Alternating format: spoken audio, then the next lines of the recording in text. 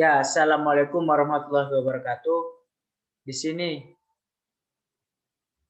ketemu lagi dengan saya, yang sebenarnya ini video pertama. Jadi di sini saya ingin mengajak kita semua yang nonton video saya untuk melakukan apa yang dinamakan anti korupsi atau menolak terhadap kegiatan korupsi. Ya, langsung saja, tak kenal maka tak sayang. Di sini saya ingin memperkenalkan diri saya.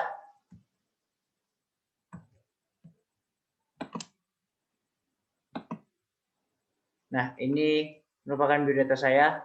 Nama Kumara Dharma Raksaka, NPP 300813, pangkat Nindya Praja, atau tingkat 3, kelas I4, absen 14. Di sini saya dimotivasi oleh dosen saya untuk membuat video sosialisasi atau ajakan kepada seluruh rekan-rekan atau penonton yang telah menonton video saya untuk berbuat atau mencegah yang namanya anti korupsi. Ya, terima kasih kepada Bapak dosen, Pak Joni Pabisa, yang senantiasa selalu memotivasi saya serta selalu mengajarkan bahwa korupsi itu merupakan hal yang sangat-sangat tidak boleh untuk dilakukan. Sekarang lanjut saja kita ke korupsi. Apa sih korupsi itu? Di sini saya menyingkatnya dengan kreasi atau kreatif anti korupsi. Di sini yang ingin saya bahas adalah tujuan pembelajaran kita. Yang pertama adalah peserta mampu membentuk perilaku yang amanah dan jujur. Ya, di sini kita bisa lihat sendiri, jujur adalah langkah awal melawan korupsi.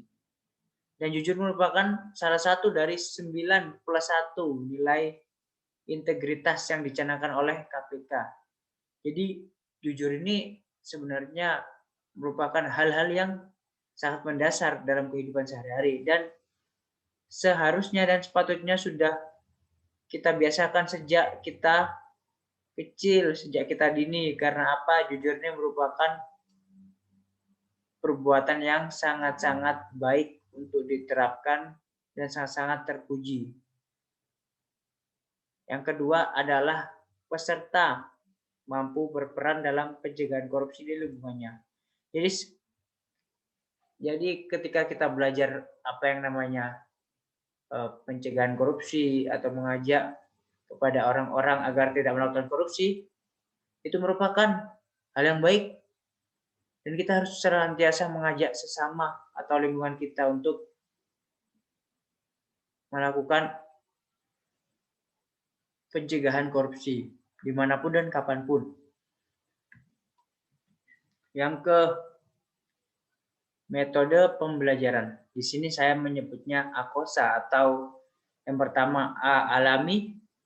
Jadi di sini kita bisa mengambil kasus-kasus yang telah ada, kita bisa melihat orang-orang yang telah berbuat korupsi, atau mengambil pelajaran yang berharga dari contoh-contoh tersebut. Yang kedua, kemukakan. Jadi kemukakan itu yang dimaksud di sini ialah bahwa kita mengemukakan pendapat kita bagaimana sih korupsi itu.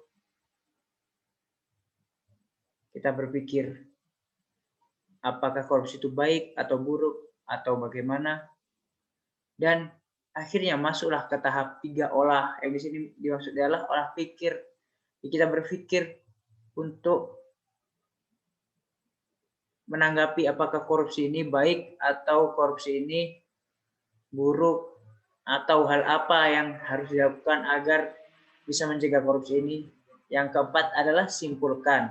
Simpulkan yang di sini dimaksud ialah kita menyimpulkan bahwa korupsi ini ternyata buruk, bahwa korupsi ini tidak patut ditiru dan tidak patut diterapkan dalam kehidupan sehari-hari.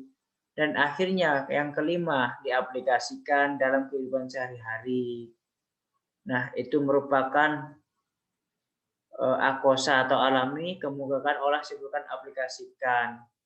Jadi itu merupakan metode pembelajaran kita tentang pencegahan korupsi atau anti korupsi.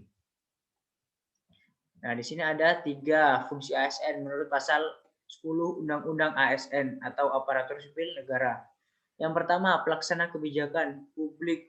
Jadi di sini ASN atau Aparatur Sipil Negara ikut melaksanakan kebijakan yang telah ditetapkan oleh pemerintah kepada masyarakat. Jadi ASN sendiri itu merupakan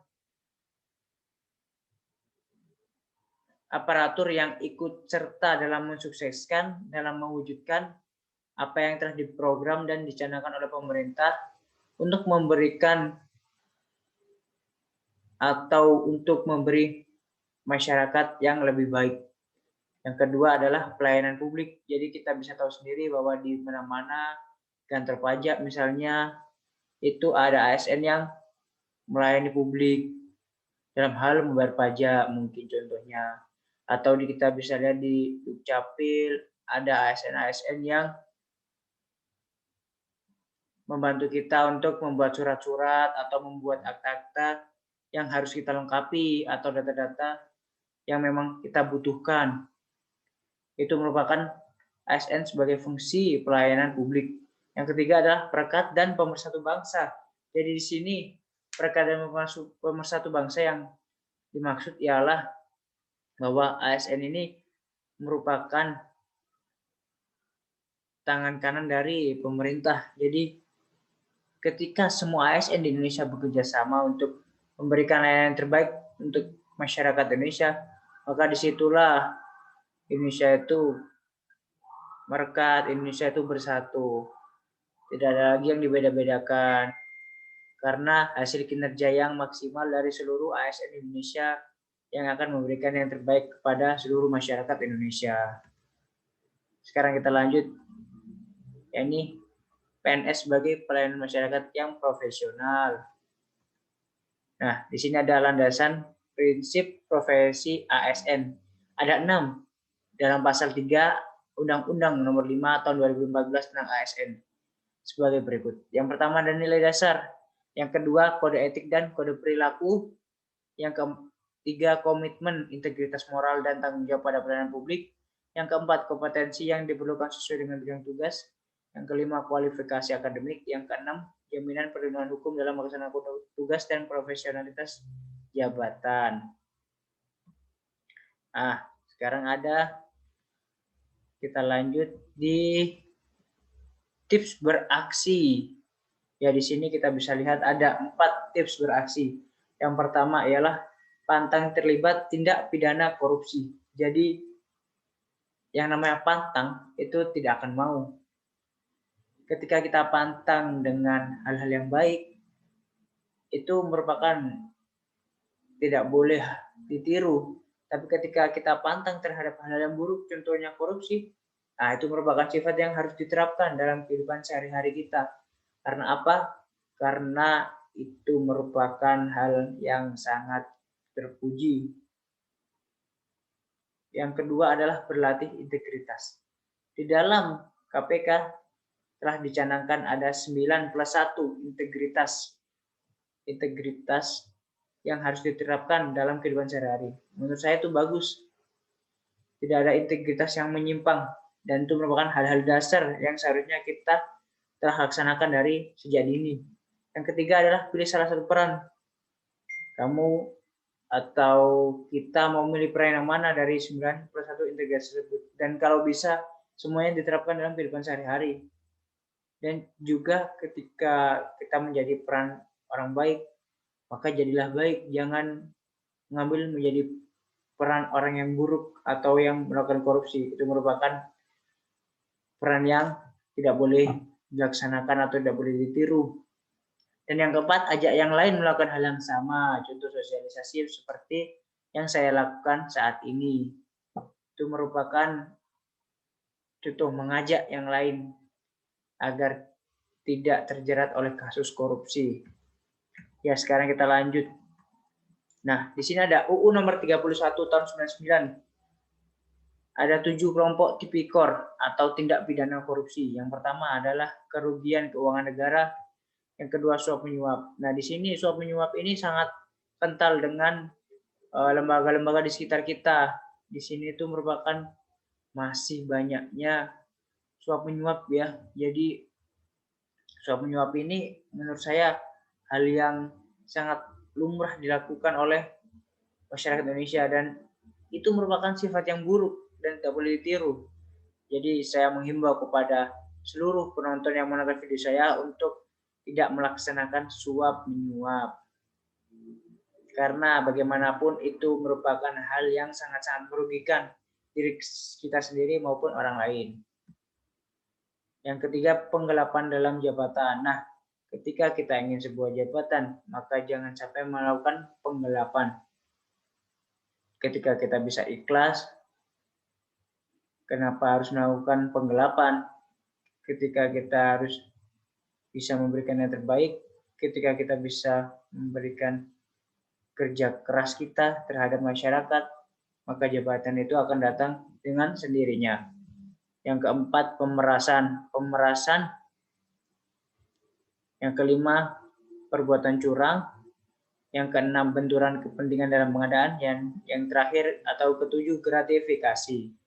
Nah, untuk memahami membasmi gratifikasi, yang pertama bisa kita lakukan dengan cara nobar film animasi gratifikasi. Yang kedua, kita bisa melakukan brainstorming kesan dan pesan peserta terhadap film yang ditonton. Jadi, setelah kita nonton film tersebut, kita bisa melakukan brainstorming atau memberikan kesan dan kesan atau hikmah apa yang bisa diambil dari film tersebut. Kita lanjut. Nah, sekarang ada peran dalam pemberantasan korupsi. Yang pertama ada represif, yang kedua ada perbaikan sistem, dan yang ketiga ada edukasi. Kita lanjut lagi. Nah, sekarang yang terakhir, saatnya beraksi. Yang pertama, buat rencana aksi aktualisasi nilai-nilai anti korupsi dalam pelaksanaan tugas sehari-hari. Jadi, di dalam rencana ini kita harus mengambil dari nilai integritas yang dicanangkan oleh KPK, yaitu 91. Saya kasih contoh satu, ya, ini jujur. Jujur, kita harus terapkan dalam kehidupan sehari-hari atau pelaksanaan tugas sehari-hari. Contoh jujur ialah ketika kita diberi uang oleh pimpinan kita untuk dibelikannya sebuah material yang seharusnya harganya 500.000 dan dikasihnya uang 1 juta, maka harus kita kembalikan 500.000. Tidak ada lagi yang tambah-tambah. Kita tidak boleh bilang kalau harganya 700.000. Kita tidak boleh bilang kalau harganya 750 atau 800.000. Itu merupakan sifat tidak jujur. Jadi harus kita terapkan sifat jujur atau nilai integritas lainnya di dalam kehidupan kita sehari-hari. Yang kedua, identifikasi tugas dan sistem pelayanan yang rawan terhadap praktik korupsi dan upaya perbaikannya. Jadi kita harus bisa melihat lembaga-lembaga mana yang rawan melakukan korupsi. Mungkin kalau menurut saya yang rawan terhadap korupsi ialah lembaga-lembaga yang bersangkutan dengan uang. Di situ merupakan lembaga yang rawan terhadap korupsi. Jadi di sini yang dimaksudkan ialah kita harus memberikan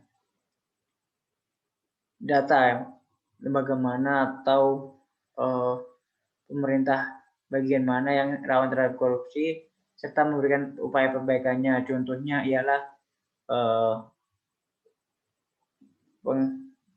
untuk mengecek data keuangan setiap harinya atau untuk mengecek antara kwitansi yang telah dibeli dan barang yang ada.